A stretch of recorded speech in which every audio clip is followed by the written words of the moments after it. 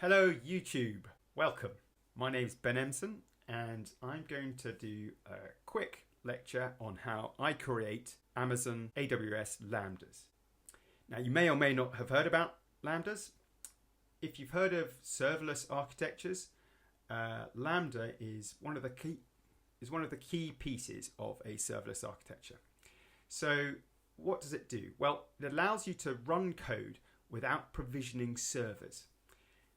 This is really nice because essentially you only pay for your compute time. So you have this piece of code which is running in this container and you're not having to maintain and run a giant server with all your web infrastructure or your mobile infrastructure and so on. So you only pay for the compute time that you use. What also is nice is because you've got these very nice small self-contained code-contained pieces, these can scale horizontally. So you have to be quite careful about how you define what goes into Lambda, and generally it has one purpose or a small well-defined purpose. And what's nice is you can run these in parallel. So if you're processing data, it can go in and you can then process masses of data by passing in information into one end, and it then processes it and spits it out the other end, and you can do this in parallel. Lambdas are great. As I said, they can be used for serverless backends, they can be used for processing data, they can be used for mobile backends. And what are the other things? So yes, currently Amazon supports 4 languages. That's JavaScript, Java, C# and Python. Today I'm going to go into how to create a Python Lambda.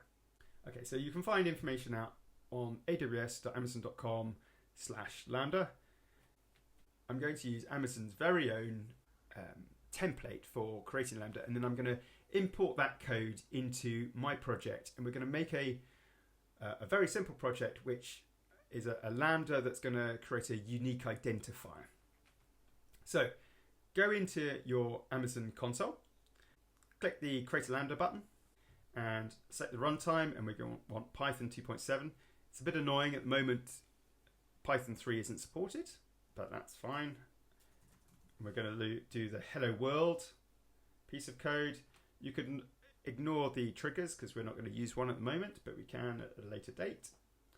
We're going to give our Lambda function a name. So the container, the Lambda container, is often known as a function. So function approach. So essentially you pass in data, transform that data, and you get some new data coming out of it. So that's essentially what a function does. You know, your typical functions that you would have learned from mathematics. It's the same kind of thing, except the code that runs within a Lambda, this function, can be a bit more involved. It could be talking to a database and so on, but that's the general metaphor. So I'm going to call this unique identifier. All it's going to do is create a unique identifier whenever it's called. And at the moment, I'm just going to use the bog standard code that Amazon provide you for their Hello World example. What's nice is you can now have environment variables. I'm not going to use these at the moment, but I've got another kind of way of doing it where I pass in configuration files. Going forward, ideally, you want to use these environment variables instead of configuration files. But for this lecture, I'm just going to ignore that at the moment. So this is then the function names, or this is the entry point into our Lambda. So this is essentially the module name, the Lambda function, and then this is the actual function main entry point, the main method. It's not a method, it's a function, but it's the main function for accessing or processing, transforming this data. Now we're going to create a new role, and we're going to use from a template because then we can go in and check it out. It's going to be called Lambda basic role, and template wise, I don't know, I'm just going to choose any old one, read S3. We can remove and change this later on, but what's nice is it gives you the bog standard settings. One of the things to pay attention with Lambdas is that they run within a certain amount of memory, and by default it chooses 128 megabytes. This is the lowest. Obviously, the more memory you use, the more it's going to cost you. So depending on what your Lambda is going to be doing, increase that up or lower it down, whatever. The other thing is that it has a timeout. So when a Lambda is executed, if for whatever reason it times out, so you may be, I don't know, scraping a website or doing something that takes a long period of time, you can adjust that timeout. Now, you want to have it so that it's larger than the sort of general time. I'm going to give this about 15 seconds, but 3 seconds for this hello world example, but 15 seconds is quite good. I don't need to do any of this DLQ stuff resource. It's not what we're using at the moment, and I'm not going to do any VPC stuff, and I'm going to ignore this. So let's create our first Lambda. So this is an overview, and we can check that we've got all sensible settings. Create function. Great, so we seem to have created our Lambda, and we can now run a quick test and just to see if it works. I'll make this a bit bigger. I've run this, printing out the values that come in through this event object, and as you can see here, value 1, value 2, value 3, those were the values that we passed in. Okay, so it looks like we've got a nice little Lambda, something that we can use as the basis of our unique identifier. What I'd quickly like to show you is the role that was created. So here we go.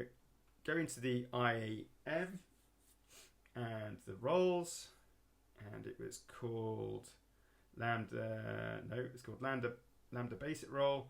Here we go. We've got, it's a standard basic execution role here. Fine.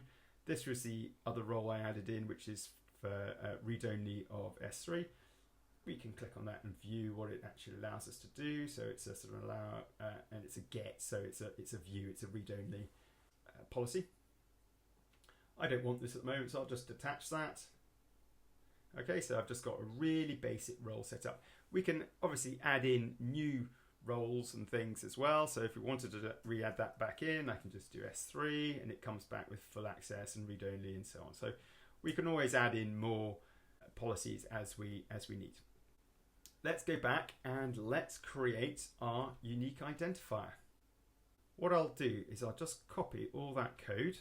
Let's go to the terminal, or let's go to our text editor and start building our Lambda.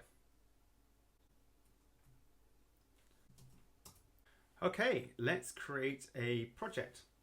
Now, what I'm going to do first of all, I've got this tmux thing which allows me to split my screen up into different regions, and so I can run terminal commands like echo hello from down here. That works fine, and then I can edit and add files and things up here. So if I'm going to add files here, I can add a new file.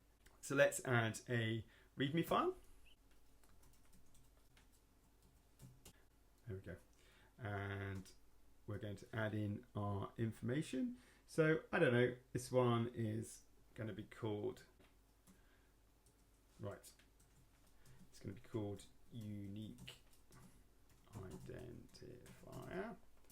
And there are some prerequisites that we will need. So you'll need to install AWS CLI, and this is for command line AWS stuff. Now, the easiest way of doing this on a Mac is to use brew and install. I've installed all this anyway, so I'm not going to do this, but I'm just going to write it out so that you know what you can do. The other thing I tend to use is a bash service called JQ, which is a JavaScript query parser and or JavaScript parser, and we can use this for reading config files. And again, you can install this with brew install JQ. Okay, so those are the key bits that we are going to we're going to use. Here is the first item in our directory.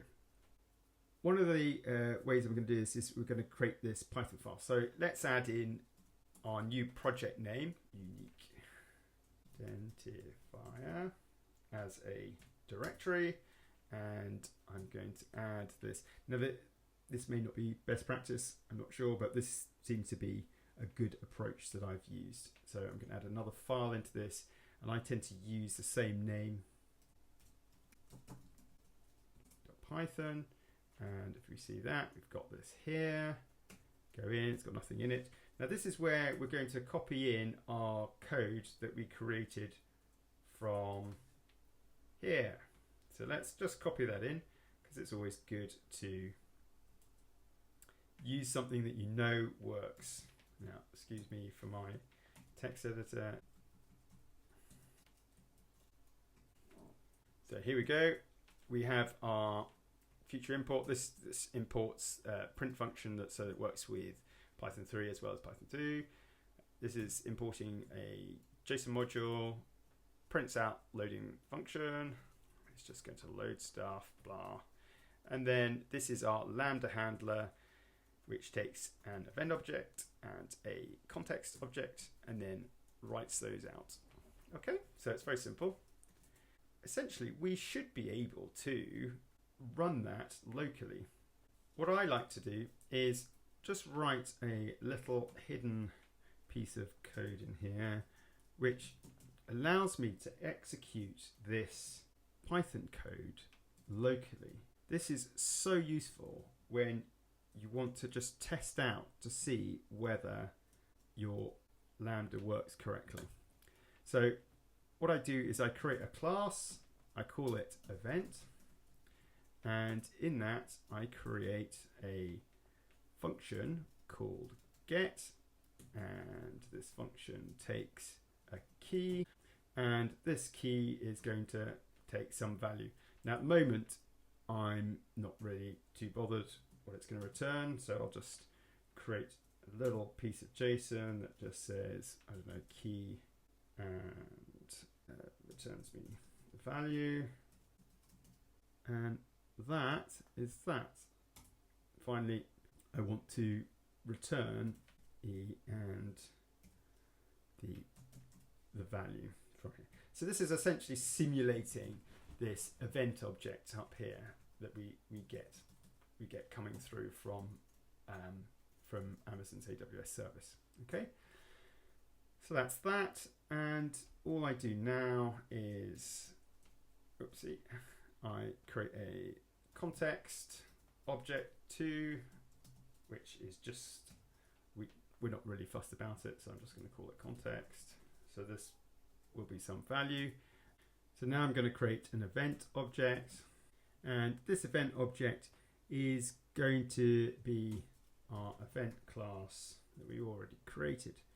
So now we can run a little bit of code here, the print, and we can run our Lambda handler, and pass in event and context. Let's change these to value 1, key 1 rather, value 1.